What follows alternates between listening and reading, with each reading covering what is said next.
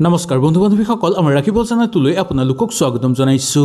ভগৱান মহাদেৱৰ অনুসৰি যি মানুহে ৰাতিপুৱা উঠি এই এটা বস্তু খায় তেওঁৰ ঘৰত ধনৰ কেতিয়াও অভাৱ নহয়। আৰু জানিম ৰাতিপুৱা কি ভুল আমি কৰিব নালাগে এই শাওণ মাহত। এই শাওণ মাহত যদি ৰাতিপুৱা উঠি এটা বস্তু আপোনালোকে খাই দিয়ে তেনেহ'লে জানিব যে আপোনালোকৰ ঘৰত প্ৰচুৰ পৰিমাণে ধনৰ আগমন হ'বলৈ ধৰিব। কিন্তু কেইটামান বস্তু কেতিয়াও আপোনালোকে খাব নালাগে বা ৰাতিপুৱাৰ সময়ত কিছুমান কাম আপোনালোকে কেতিয়াও কৰাটো উচিত নহয়।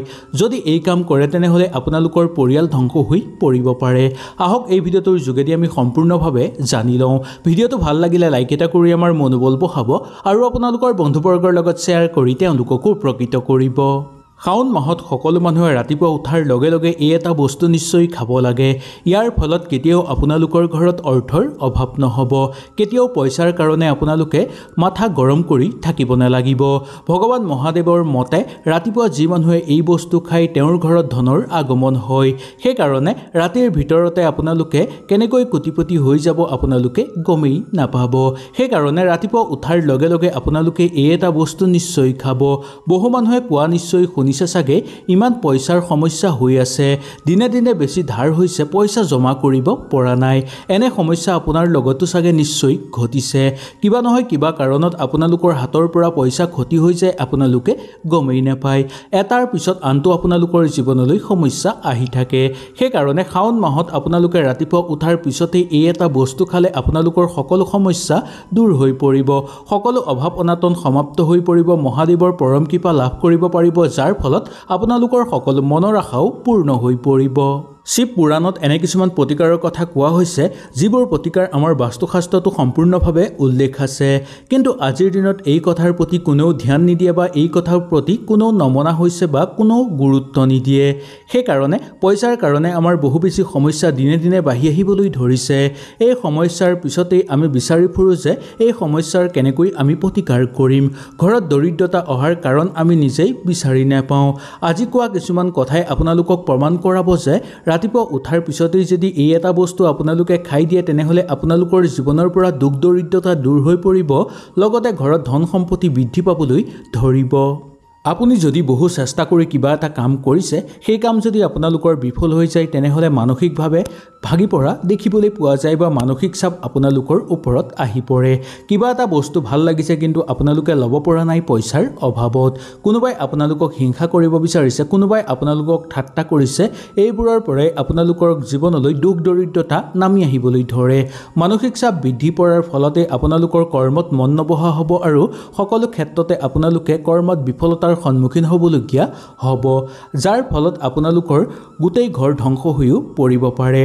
যদি ৰাতিপুৱা উঠিয়ে আপোনালোকে এই কাম কৰে তেনেহ'লে আপোনালোকৰ ঘৰত দৰিদ্ৰতা নামি অহা দেখিবলৈ পাব। আজিৰ ভিডিঅ'টোৰ যোগেদি আমি এই কথাবোৰেই আলোচনা কৰিম।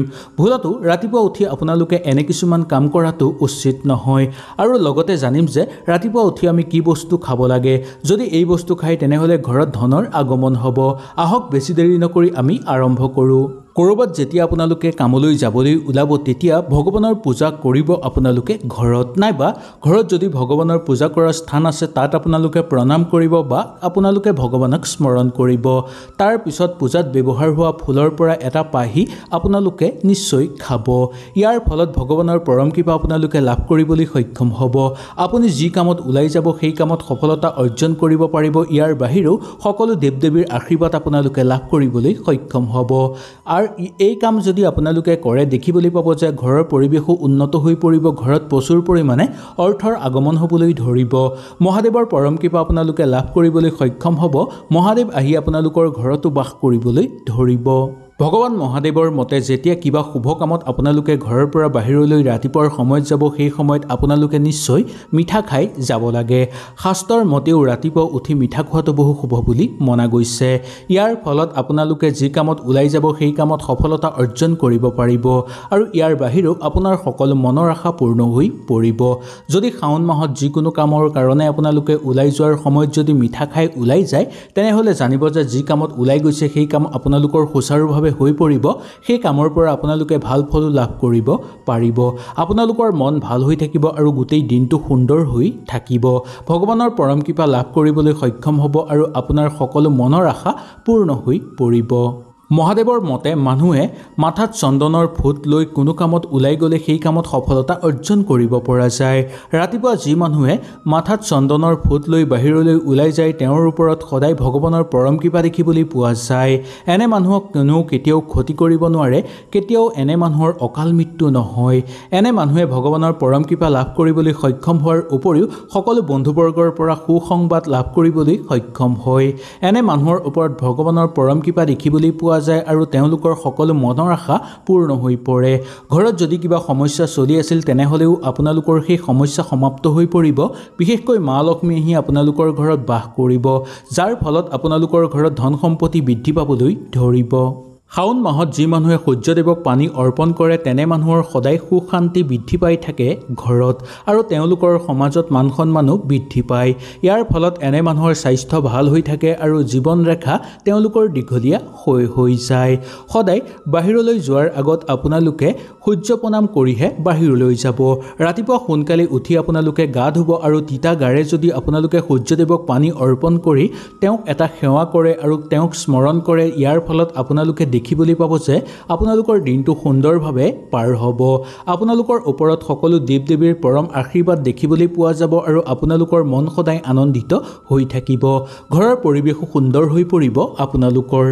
এই শাওণ মাহত যদি আপোনালোকে কিবা পৰীক্ষালৈ যায় নাইবা আপোনালোকে কিবা ইণ্টাৰভিউ দিবলৈ যায়, সেই সময়ত আপোনালোকে যোৱাৰ আগত দৈত অকণমান চেনি দি মিহলাই তাৰপিছত খাই যাব।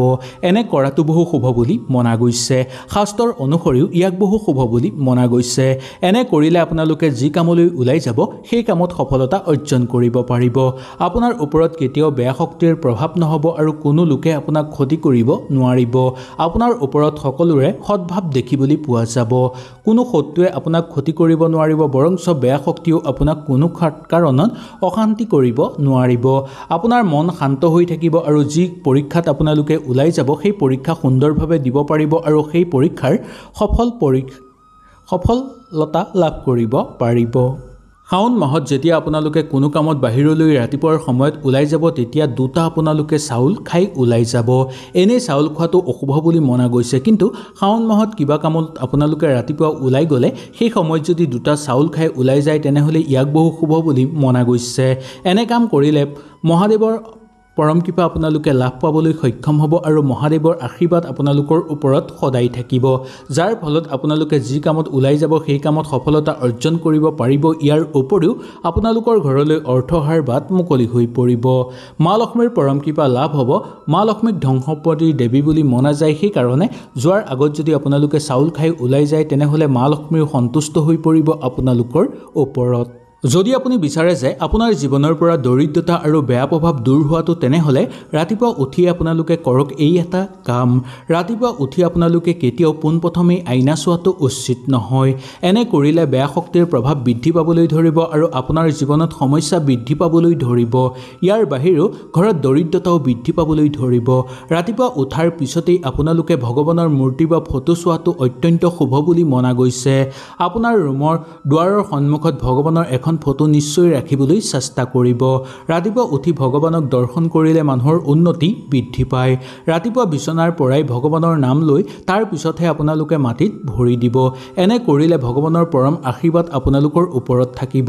ইয়াৰ ফলত আপোনালোকৰ ভাগ্যত চলি থকা সকলো সমস্যা সমাপ্ত হৈ পৰিব। এনে কাম আপোনালোকে নিশ্চয় কৰিবলৈ চেষ্টা কৰিব। এই শাওণ মাহ বুলিয়েই নহয়, আপোনালোকে সদায় কৰিবলৈ এই কামটো চেষ্টা কৰিব। গংগা জলক আমাৰ শাস্ত্ৰত বহু গুৰুত্ব দিয়া হৈছে। প্ৰাচীন শাস্ত্ৰৰ অনুসৰি গংগা এখন এনেকুৱা নদী হয় য'ত সকলো দেৱ দেৱীয়ে গা ধুইছিল। সেইকাৰণে গংগা পানীক বহু পবিত্ৰ মনা যায়। ৰাতি শোৱাৰ সময়ত তামৰ বাচনত অকণমান গংগা জল ভৰাই আপোনালোকে বিচনাৰ তলত ৰাখি আপোনালোকে মূৰৰ শিতানৰ ফালে ৰাখি মাটিত ৰাখিব। মাটিত ৰাখি আপোনালোকে শুই যাব আৰু ৰাতিপুৱা উঠিয়েই গা ধোৱাৰ পানীত আপোনালোকে সেই অকণমান গংগা জল দি গাত তাৰপিছত আপোনালোকে গা ধুব আৰু বাকী থকা গংগা জলখিনি আপোনালোকে ঘৰৰ চাৰিওফালে ছটিয়াই দিব। দৈনিক এনে কৰিব পাৰিলে বহু শুভ বুলি মনা গৈছে।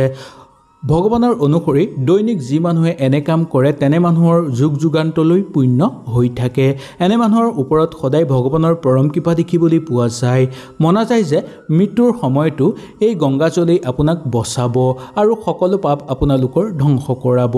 তেওঁ ঠাণ্ডা হ'ব আৰু তেওঁৰ ধ্যান বৃদ্ধি পাবলৈ ধৰিব।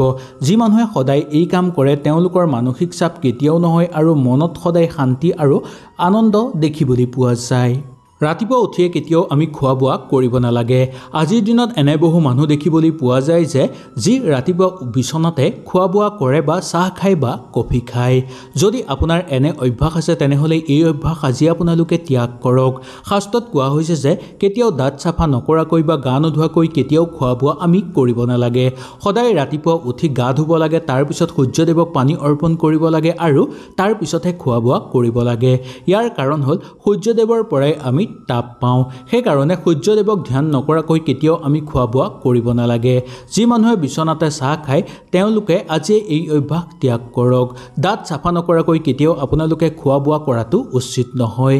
এনে কৰিলে আপোনালোকৰ স্বাস্থ্যৰো অৱনতি ঘটিব। ইয়াৰ উপৰিও ভগৱানৰ আশীৰ্বাদ আপোনালোকৰ ওপৰত নাথাকিব আৰু আপোনালোকৰ ঘৰত বেয়া শক্তিয়ে ঠাই ল'বলৈ ধৰিব। ৰাতিপুৱা উঠাৰ পিছতেই কেতিয়াও ভাগ্যক আমি দোষ দি থাকিব নালাগে। ইয়াক বহু অশুভ বুলি মনা গৈছে। সদায় ৰাতিপুৱা উঠি ভগৱানৰ নাম ল'ব লাগে। যদি তাকে নকৰি ভাগ্যক দোষ দি থাকে তেনেহ'লে জীৱনত বহু সমস্যা আহিব আপোনালোকৰ। ৰাতিপুৱা উঠাৰ পিছত ভগৱানৰ পূজা বা ভগৱানক ধ্যান আমি কৰিব লাগে। ইয়াৰ ফলত জীৱনত সকলো কামতে আমি সফলতা অৰ্জন কৰিব পাৰিম আৰু ভগৱানৰ পৰম আশীৰ্বাদ আমাৰ ওপৰত সদায় থাকিব। আমাৰ ঘৰত শুভ শক্তিৰ আগমন ঘটিব। তাকে যদি নকৰি ভগৱানক দোষ দি থাকে তেনেহ'লে আপোনালোকৰ ঘৰত দুখ দৰিদ্ৰতা বৃদ্ধি পাবলৈ ধৰিব। সকলো দেৱ দেৱী আপোনালোকৰ ঘৰৰ পৰা গুচি যাব আৰু আপোনালোকৰ জীৱন ধ্বংস হৈ পৰিব। কেতিয়াও ৰাতিপুৱা উঠিয়ে আমি আইনা চাব নালাগে। এই ভুল আপোনালোকে নকৰিব। যদি আপোনালোকে এই ভুল কৰি আছিল তেনেহ'লে আজি এই ভুলৰ ত্যাগ কৰাটো উচিত। শাস্ত্ৰৰ অনুসৰি কোৱা হৈছে যে ৰাতিপুৱা উঠি পোনপ্ৰথমে আইনা চোৱাটো বহু অশুভ বুলি মনা গৈছে। এনে কৰিলে ঘৰত দৰিদ্ৰতা বৃদ্ধি পাবলৈ ধৰে আৰু দুখ আৰু সমস্যাৰ আগমন হয়। সেইকাৰণে ৰাতিপুৱা উঠি প্ৰথমতেই আইনা আপোনালোকে কেতিয়াও নাচাব। প্ৰথমতেই ভগৱানৰ নাম ল'ব, তাৰপিছত আপোনালোকে দাঁত চাফা কৰি আহিব, তাৰপিছত আপোনালোকে আইনা চাব পাৰিব। হয়তো সুন্দৰভাৱে বুজি পালে। যদি কিবা অসুবিধা পালে নিশ্চয় মোক তলত কমেণ্ট কৰি জনাব।